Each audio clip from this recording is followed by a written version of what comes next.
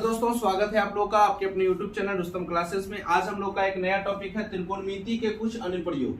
अब त्रिकोणमिति के कुछ अनुप्रयोग कहने से ये पता चलता है कि सबसे पहले आप लोग को त्रिकोणमिति पढ़ना पड़ेगा।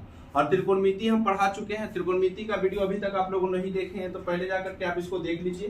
त्रिकोणमिति का हर एक पार्ट मैंने आपको एक ही वीडियो में पूरा का पूरा कवर कर दिया था। आज हम लोग का त्रिकोणमिति का कुछ अनुप्रयोग का कुछ इंपॉर्टेंट कॉन्सेप्ट है। पहले आप इसको समझ जाओगे तो ये चैप्टर भी आप लोग को अच्छे से क्या होगा समझ में आ जाएगा। तो सबसे पहले हम लोग जानते हैं त्रिकोणमिति के कुछ अनुप्रयोग में आप लोग को क्या क्या सीखना है। मेन सबसे समझना त्रिकोणमिति के कुछ अनुप्रयोग, यानी ये चैप्टर जो है पूरा का पूरा रिलेशन किससे रहेगा, त्रिकोणमिति से। आप लोग त्रिकोणमिति पढ़े थे। त्रिकोणमिति में क्या क्या पढ़े थे, sine theta, cos theta, tan, cosec, sec, cot. उसमें हम लोग पढ़े थे ना पंडित बद्री प्रसाद हर हर बोले, और एक लल्ला बटा क्या बोल देते हैं कक्का। ये दोनों कॉन्सेप्ट को अच्छे से याद रखना। और ये दोनों कॉन्सेप्ट को अच्छे से अगर याद रखोगे तो पूरा का पूरा ये चैप्टर क्या होगा समझ में आ जाएगा। पूरा का पूरा चैप्टर क्या होगा समझ में आ जाएगा। तो सबसे पहले देखो, इसमें आप लोग को ये 4 पॉइंट पर एकदम ध्यान देना अति आवश्यक है। 4 पॉइंट कौन है बाबू लोग, क्षैतिज रेखा। पहला कौन सा है, क्षैतिज रेखा। रेखा को स्तर भी बोल सकते हैं, यहाँ पर क्षैतिज स्तर भी बोलेंगे। तो यहाँ क्षैतिज रेखा को बोलेंगे हॉरिजेंटल लाइन। क्या बोलेंगे, हॉरिजेंटल। अच्छा ये क्या है समझना। सबसे पहले एक का पॉइंट समझते चलो, एकदम समझ में आ जाएगा ये पूरा का पूरा टॉपिक। क्षैतिज रेखा मतलब आप बताओ, आप कोई वस्तु को देखते हो, ठीक है। अगर कोई वस्तु को सामने देखते हो, एकदम सामने, समझते एकदम सामने देखते हो, स्ट्रेट में देखते हो। अगर मान के चलो इसको हम एकदम देखेंगे सामने, तो हमारे आंख से लेकर के इसके बीच में जो हमारा क्या बनेगा, लाइन बनेगा, वही आपका कौन सा होगा, क्षैतिज रेखा। जो हमारा रेखा बनेगा इसको देखने, हमारी आंख से लेकर के इससे देखने पर जो हमारी क्या बनेगा, रेखा बनेगा, उसको बोलेंगे क्षैतिज रेखा। नहीं समझे। अब देखो क्षैतिज रेखा के मतलब देखो, जब भी ये रेखा दिखेगा ना तो सामने दिखेगा। जैसे आप ऊपर भी देख सकते हो एकदम सामने, ठीक है। अगर नीचे भी देखोगे एकदम सीधा जाएगा, नीचे भी देखोगे एकदम सीधा। तो यहाँ ये कौन रेखा है, सब क्षैतिज रेखा है। कौन रेखा, क्षैतिज। अब देखो ये व्यक्ति है, ठीक है। ये व्यक्ति बताओ कहाँ देख रहा है, इसका आंख यहाँ पे है। अब ये आंख देखो एकदम प्योर, एकदम देखो सामने दिख रहा है आप लोग को, एकदम सामने। अगर कोई व्यक्ति देखेगा सामने, अगर कोई व्यक्ति किसी वस्तु को देखेगा तो वहां पे जो उसका रेखा बनेगा उसको कौन सा रेखा बोलेंगे, क्षैतिज रेखा। कौन सा रेखा, क्षैतिज रेखा। समझ में आया। यानी अगर कोई भी व्यक्ति एकदम सीधे देखता है, अब सीधे का मतलब एकदम सीधे नहीं देख सकता, ऊपर भी देख सकता है, नीचे भी देख सकता है, कहीं भी, लेकिन रहना चाहिए कितना, सीधा, ठीक है। तो वहां पर आपका कौन सा रेखा बनेगा, ठीक है। ऊपर देखेगा तो इसका कैसा रेखा बनेगा, ऐसे नहीं, इसका ऐसे ऊपर परपेंडिकुलर जैसा, तो उसको भी क्या बोलेंगे, क्षैतिज रेखा। पहला कॉन्सेप्ट आप लोगों को पता चला। हॉरिजेंटल लाइन हमेशा सीधा होता है। आप लोग को कोऑर्डिनेट ज्योमेट्री में जब पढ़ाएंगे तो उसमें आपको इसका जिक्र होगा। हॉरिजेंटल लाइन, वर्टिकल लाइन क्या क्या होता है। जैसे क्षैतिज रेखा, ऊर्ध्वाधर रेखा। क्षैतिज एकदम सीधा एक्स अक्ष, और बाई अक्ष कौन सा जाता है, वर्टिकल लाइन बोलते हैं।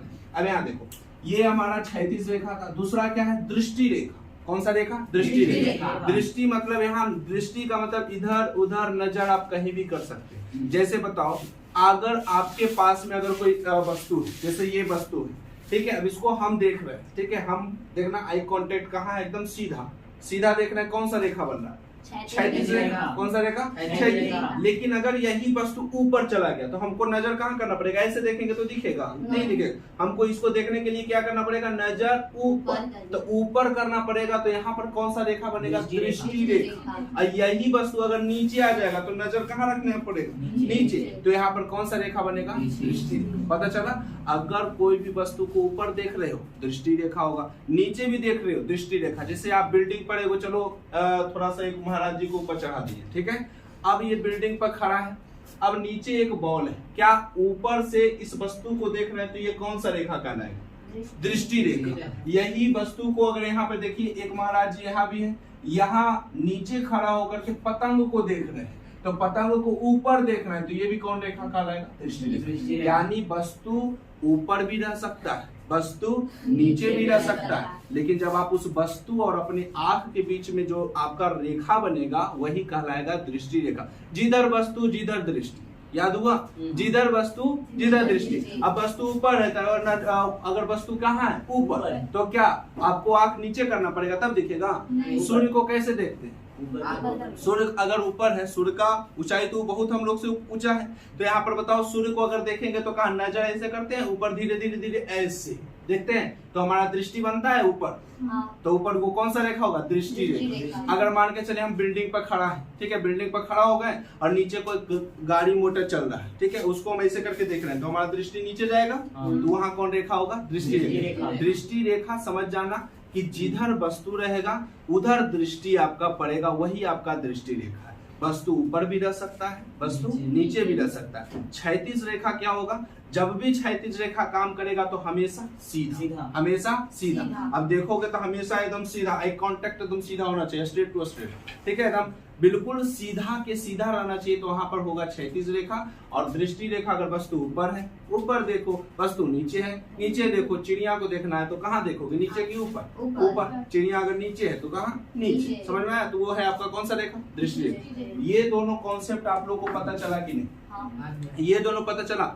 अब एक चीज हम आपसे सिर्फ पूछेंगे, एक चीज देखो, आज का जो क्लास है हम लोग का पूरा इंट्रोडक्शन का है। अगर आप पूरे इससे इंट्रोड्यूस हो जाते हैं, ठीक है, अनुप्रयोग यानी त्रिकोणमिति के कुछ अनुप्रयोग अगर आप लोग को परिचय दे देता है कि हम ऐसे हैं, दृष्टि रेखा अगर आएगा तो हम दृष्टि रेखा कैसे कहेंगे, अगर मान के चलिए क्षैतिज रेखा होगा तो क्षैतिज रेखा किसको कहेंगे, अवनयन कोण, अवनमन कोण, ये सब अगर जान जाओगे ना तो क्वेश्चन बनाने में बहुत आसानी होगी। एकदम क्वेश्चन आप आराम से बना सकते हो, कोई हार्ड चैप्टर इसमें नहीं है। आपको लग रहा होगा कि ये इसमें क्या पढ़ा हुआ है, कुछ नहीं है, इसमें समझाने के लिए आपको सिर्फ पढ़ रहे हैं और कुछ नहीं है इसमें। अब देखो क्षैतिज रेखा हम क्या बताएं, कोई भी वस्तु को सीधा देखना क्षैतिज, एकदम नॉर्मल समझाते हैं आप लोग। कोई वस्तु को सीधा देखना क्या कहलाएगा? क्षैतिज। अगर वस्तु ऊपर है तो ऐसे करके देखोगे तो सीधा, तो क्षैतिज होगा। एकदम ऐसे देखोगे तो कहाँ जाएगा? क्षैतिज। अगर मान के चले ऐसे देखोगे तो कहाँ जाएगा? क्षैतिज। और दृष्टि कहाँ जाएगा? जिधर वस्तु उधर दृष्टि, ऐसे करके देखते हो चारों बगल से, ठीक है। तो इधर तिरंगी उड़ रहा है तो उधर देखिए, ऊपर उड़ रहा है ऊपर देखिए, नीचे रहा है नीचे, किधर भी आप कर सकते हैं, ठीक है। 360 डिग्री पे घुमाइए, किधर भी घूमना, 360 डिग्री पर नहीं घूमेगा क्योंकि अटक जाएगा ना। इसी प्रकार अब देखो क्षैतिज आप समझ गए, दृष्टि समझ गए, उन्नयन कोण समझो, कौन सा कोण? उन्नयन।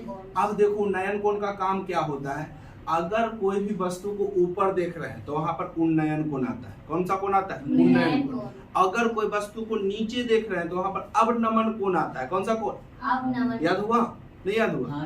क्या बोले हम कि अगर कोई वस्तु को ऊपर देखना है तो वहां पर कौन कोण आएगा? उन्नयन कोण। अगर कोई वस्तु को नीचे देखना है कौन सा कोण आएगा? अवनमन। अवनमन, नीचे अवनमन, ऊपर उन्नयन, ऊपर उन्नयन, नीचे अवनमन। समझ में आया? अब देखो उन्नयन कोण का मतलब समझना, आपसे हम एकदम बेसिक कॉन्सेप्ट पूछते हैं, आप लोगों को पता होना चाहिए। अगर मान के चलिए, अगर बुर्ज खलीफा आप जानते हैं, अभी तो सबसे बड़ा है वही, अभी तो उसको और भी बन रहा है, नया नया एकदम इमारत तो खड़ी हो रही है।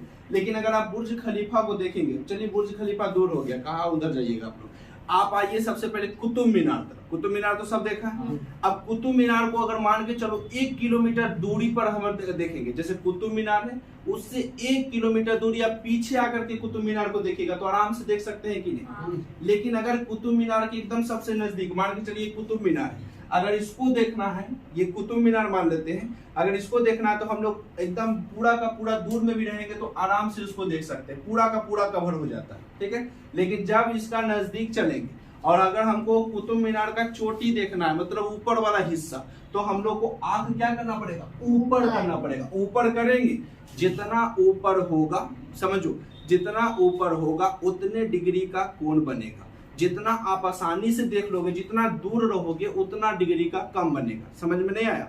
जैसे अगर मान के चलो कोई वस्तु को अगर बहुत दूर है, आप कोई वस्तु को देख रहे हो, ठीक है, अब कोई वस्तु को देख रहे हो तो आंख को ऊपर उतना करना नहीं पड़ेगा, आप आराम से देख लोगे तो यहाँ पर डिग्री एंगल जो बनेगा बहुत क्या बनेगा? कम। लेकिन अगर वस्तु हमारा जब नजदीक आ जाता है तब उसके लिए हमको क्या करना पड़ता है? आंखों को तकलीफ देना पड़ता है कि नहीं? ऊपर ऐसे करना पड़ता है। तो जितना ऊपर करोगे उतना डिग्री बनेगा, जितना ऊपर करोगे उतना डिग्री का एंगल बनेगा। मान के चलो हमको ये हिस्सा चाहिए लाइन, तो क्या हम ऐसे देखेंगे तो ये लाइन दिख जाएगा हमको? नहीं दिखेगा। मान के चलो एक लाइनें पढ़ देते हैं, अब इसको देखना है तो क्या हम ऐसे देखेंगे तो दिखेगा?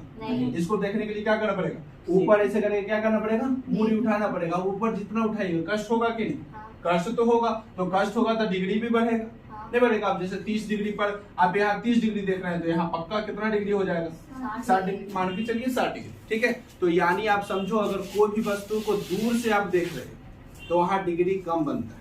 अगर आप नजदीक चले गए और वहां पे देख रहे हो तो आपको जितना क्या करना पड़ेगा, सर उठाना पड़ेगा, उतने डिग्री का एंगल बनेगा। समझ में आ गया इतना दूर? कहीं प्रॉब्लम है तो बोलो। सबसे पहले अगर कोई वस्तु को ऊपर देख रहे हैं उन्नयन कोण, कोई वस्तु को नीचे देख रहे हैं अवनमन, क्षैतिज रेखा, कोई वस्तु को सीधे देख रहे हैं क्षैतिज रेखा, कोई वस्तु को ऊपर नीचे जहां तहां कहीं भी देखिए दृष्टि रेखा। उन्नयन कोण, जब अगर कोई वस्तु को ऊपर देख रहे हैं और वहां जो कोण बनेगा कौन कोण बनेगा, उन्नयन। और कोई वस्तु को नीचे देख रहे हैं वहां जो कोण बनेगा कौन कोण बनेगा, अवनमन। अवनमन, उन्नयन, दृष्टि, क्षैतिज, कोई भी प्रॉब्लम यहाँ तक? अब देखिए त्रिकोणमिति में अब आप लोग तो ये चारों पॉइंट समझ गए। अब ये जो फिगर है उसको हम अच्छे से क्या करते हैं, समझाते हैं, ठीक है। सबसे पहला फिगर है ये दिख रहा है आप लोगों को, बाबू साहब दिख रहा है ये, दिख रहे हैं? अब बताइए इसमें, बताइए 2 आंख है, एगो मुंह है, तो समझ जाना तुमको। अब बताओ ये आंख है, ठीक है, आंख दिख रहा है ना तुमको, ये समझना कि भैया ऐसे आंख थोड़ी होता, ठीक है, ये हो गया, ठीक है, समझ जाओ। अब बताओ ये आंख से अगर ये सीधा देख रहा है तो कौन सा रेखा जाएगा? अभी तो बताएं, अगर कोई वस्तु को सीधा देखो, अगर कोई वस्तु को सीधा देखो तो कौन सा रेखा जाएगा? क्षैतिज रेखा। ये देखो आंख से ये देख रहा है एकदम सीधा, तो कौन सा रेखा जाएगा? क्षैतिज रेखा। समझ में आ गया पहला पॉइंट, पहला कॉन्सेप्ट समझ में आया?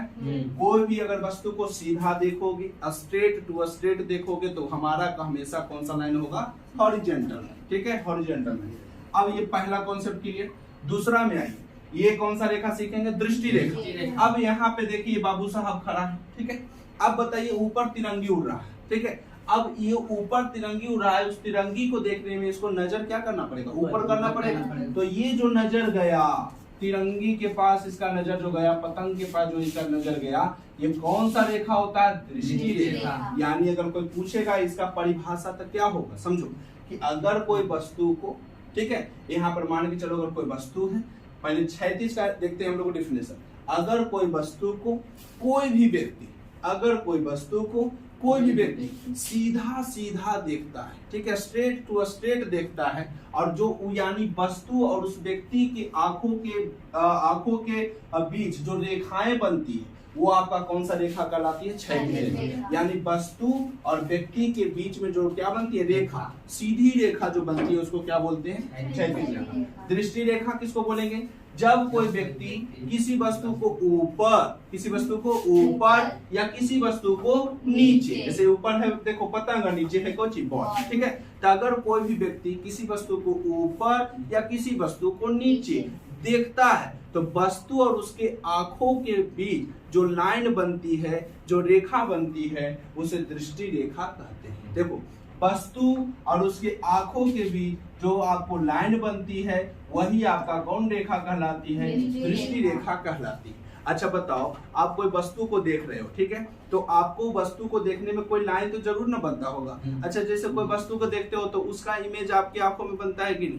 बनता है ना। अगर कोई वस्तु मान के चलिए हम इसको देख रहे हैं, बाबू साहब को देख रहे हैं कि इसको देख रहे हैं, तो इसका इमेज पक्का हमारे आंख में बनता होगा। हमारे आंख में रेटिना पर कोई भी बनता है ना इमेज, तो वही चीज है। यानी आप समझना कि कोई भी वस्तु को ऊपर देखिए चाहे नीचे देखिए, वो आपको डजंट मैटर। यानी कोई वस्तु को ऊपर देखिए या नीचे देखिए, देखने पर जो हमारे आंखों के सामने जो हमारा एक रेखा बनती है उसे कौन सा रेखा कहेंगे? दृष्टि रेखा। दूसरा कॉन्सेप्ट समझ में आया? ये आपका कौन सा रेखा? वो कौन सा रेखा? ये आपका क्षैतिज, वो आपका दृष्टि। ये आपका क्षैतिज, वो आपका दृष्टि। अब सुनो, अगर उन्नयन कोण पूछ दिया तो कौन बोलेगा? उन्नयन कोण यानी वो तो समझ जाओ कि भाई हम अगर कोई वस्तु को ऊपर देखेंगे उन्नयन कोण, लेकिन आपको अगर परिभाषा देखना तो अच्छे से देखोगे ना, तो उन्नयन कोण इसको बोलेंगे क्षैतिज रेखा और दृष्टि रेखा के बीच बने हुए कोण को उन्नयन कोण कहते हैं। याद हुआ? क्षैतिज रेखा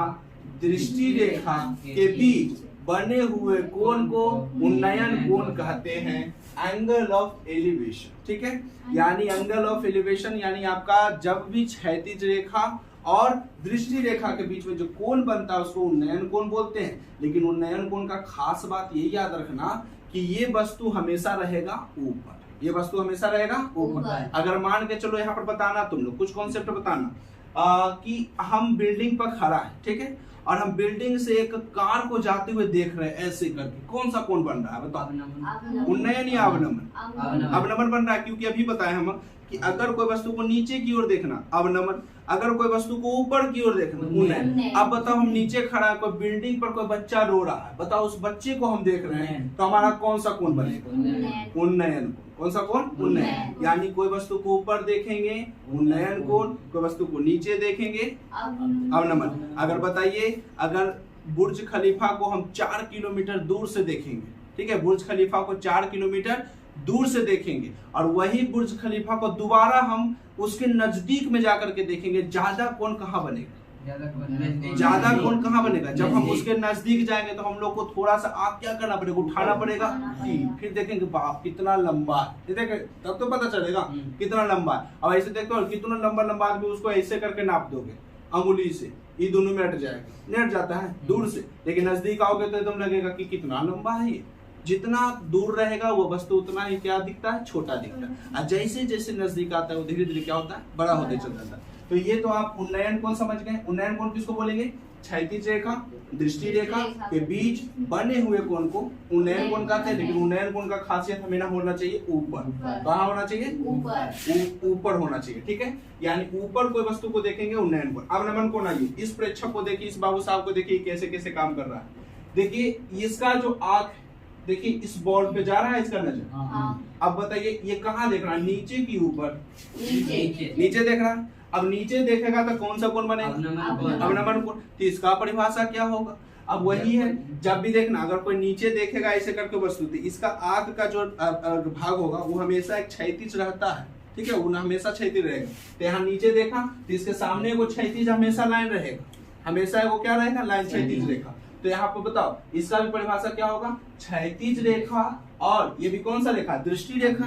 ये भी तो कौन सा रेखा? दृष्टि रेखा। ये अभी तो बताए थे, ऊपर देखिए चाहे नीचे देखिए सब आपका कौन सा रेखा? दृष्टि रेखा। तो क्षैतिज रेखा और दृष्टि रेखा के बीच बने हुए कोण को उन्नयन भी बोलते हैं, और क्षैतिज रेखा अवनमन, क्षैतिज रेखा और दृष्टि रेखा के बीच बने हुए कोण को अवनमन भी बोलते हैं। लेकिन खास बात क्या है? उन्नयन ऊपर होता है, अवनमन नीचे होता है। बस यही कॉन्सेप्ट खाली कंप्लीट करके रखो। उन्नयन कहाँ होगा? ऊपर। अवनमन कहाँ होगा? नीचे। उन्नयन देखिए जैसा कि दिख रहा है आप लोगों को ऊपर, उन्नयन कोण जैसा कि दिख रहा है आप लोगों को नीचे, अवनमन। समझ में आ गया? कहीं कोई प्रॉब्लम यहाँ तक? 4 पॉइंट आपको मैंने पढ़ाया, 4 पॉइंट में कहीं भी कोई दिक्कत है पूछो, कहीं भी कोई दिक्कत है पूछो। पहले बात देखिए, क्षैतिज रेखा जल्दी बताओ कहाँ देखेंगे हम लोग? सीधा। तो क्षैतिज हो गया कंप्लीट। उसके बाद क्षैतिज रेखा हमेशा हर जगह बनेगा, उन्नयन में भी बनेगा, अवनमन। उन्नयन में बन रहा है कि नहीं? देखो तो उन्नयन में नहीं बन रहा है क्षैतिज, अवनमन में नहीं बन रहा है, ठीक है, ये दोनों के लिए, ठीक है, क्षैतिज हमेशा बनेगा। दृष्टि रेखा कहाँ होगा? वस्तु को किधर भी रखिए, हम दृष्टि को आगे बढ़ाते चलेंगे, ठीक है। तो हमारा क्या होगा? दृष्टि रेखा। वस्तु ऊपर है तो नजर ऊपर, वस्तु नीचे है नजर नीचे, ठीक है। अगला ये उन्नयन कोण। क्षैतिज रेखा दृष्टि रेखा के बीच बने हुए कोण को उन्नयन कोण बोलते हैं। लेकिन खास बात क्या है? उन्नयन कोण हमेशा वस्तु को ऊपर रखा जाता है तभी उन्नयन कोण बनता है। उसके बाद आइए अवनमन कोण। क्षैतिज रेखा दृष्टि रेखा के बीच बने हुए कोण को अवनमन कोण बोलते हैं। लेकिन इसमें खास बात क्या है कि वस्तु रहेगा नीचे। समझ में आ गया? अब देखिए जो आपको हम क्लास 10th में पढ़ाए थे अभी तुरंत, जो बताए थे त्रिकोणमिति, एक ही वीडियो में पूरा बताए थे ना त्रिकोणमिति, उसमें हम आपको कुछ इस प्रकार से कुछ रूबरू करवाए थे ये कॉन्सेप्ट से था कुछ, जिसमें पंडित बद्री प्रसाद बोले थे हर हर बोले, लेकिन चलो उसको हम हटा दिए। लल्ला बटा क्या याद रखना? कक्का। लाल बटा कक्का, लाल बटा कक्का। अब समझो लाल मतलब यल से क्या होता है? लंब। के से ए से आधार, के से यल से लंब, ए से आधार। तो पता चल जाता है यल मतलब लंब, ए मतलब आधार, के से कर।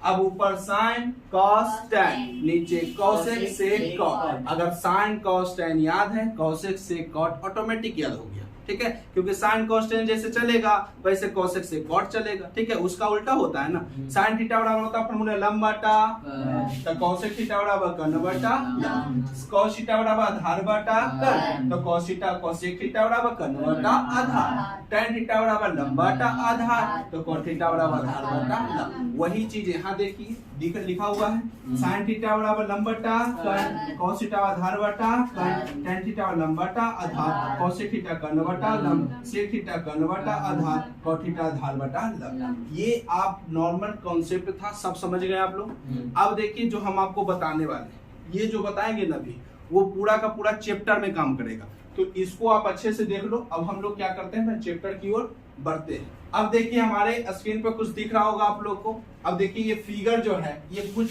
ऐसा इस प्रकार से जो फिगर हमने पढ़ा है, आप लोग सोच रहे होंगे कि इसको हमने क्यों पढ़ा।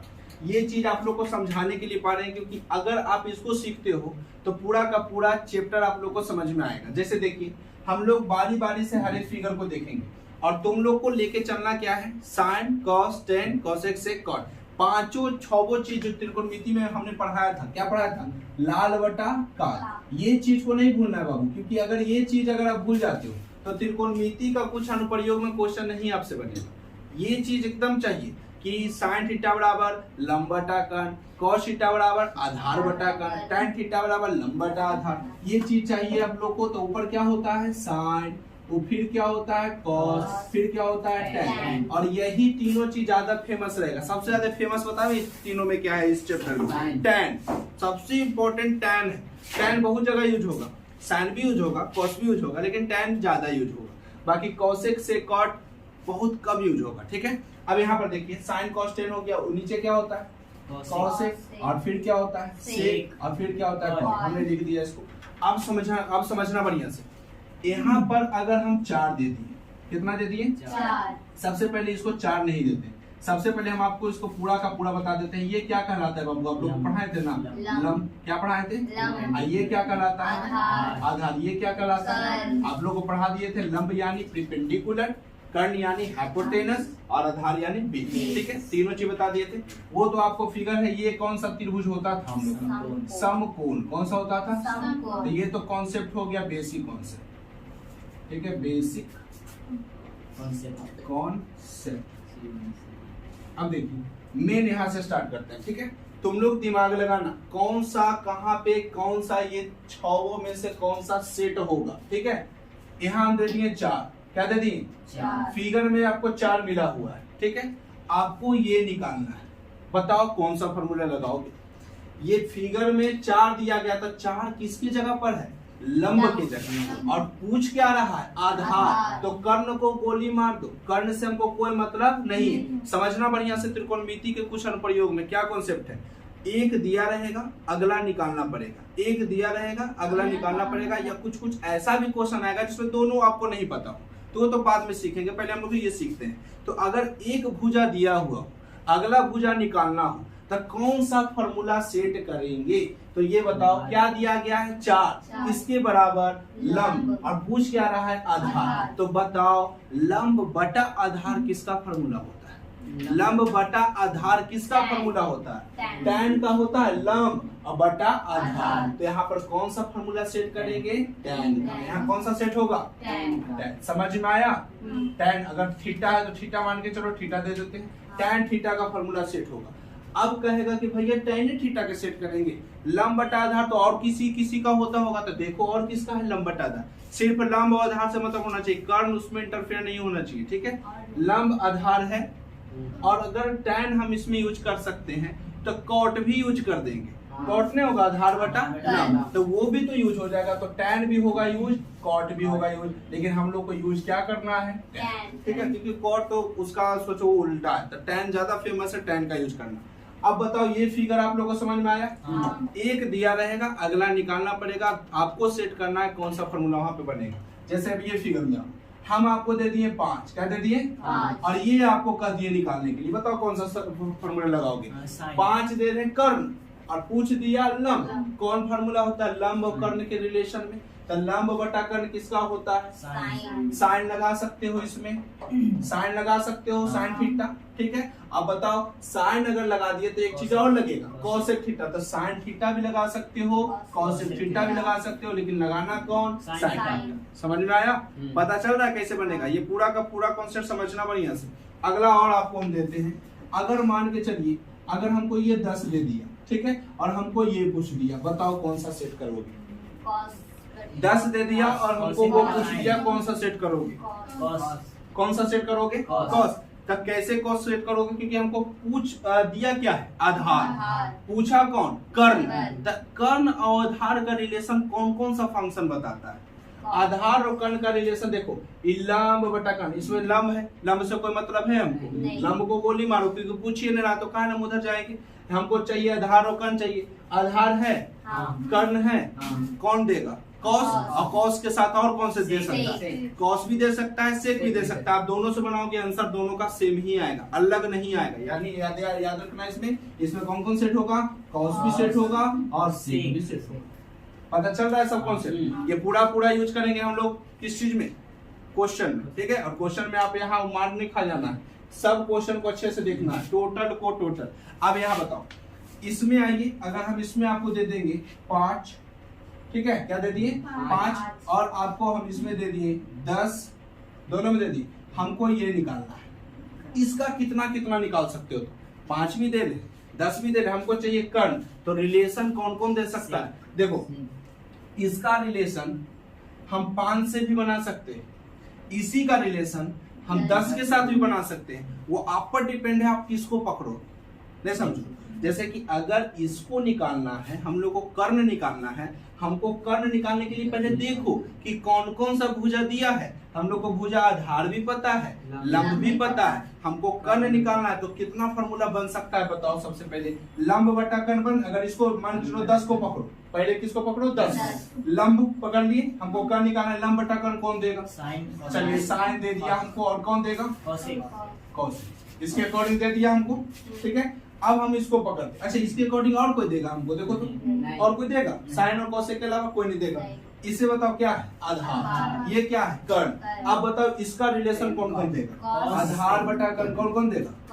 कॉस देगा, और कौन देगा? सेक। इसके अलावा और कोई नहीं देगा, क्योंकि लंब भी पता है, आधार भी पता है। तो लंब आधार तो tan में है ही, कॉट में है ही, तो ये कौन कोई रिलेशन थोड़ी देगा। यानी इसका कितना रिलेशन बन सकता है? Sine cosec, cos sec. अगर इसको पकड़ोगे, 10 को पकड़ोगे तो साइन कॉसेक बनेगा, अगर 5 को पकड़ोगे तो कॉस और सेक बनेगा। पता चल रहा है सबको?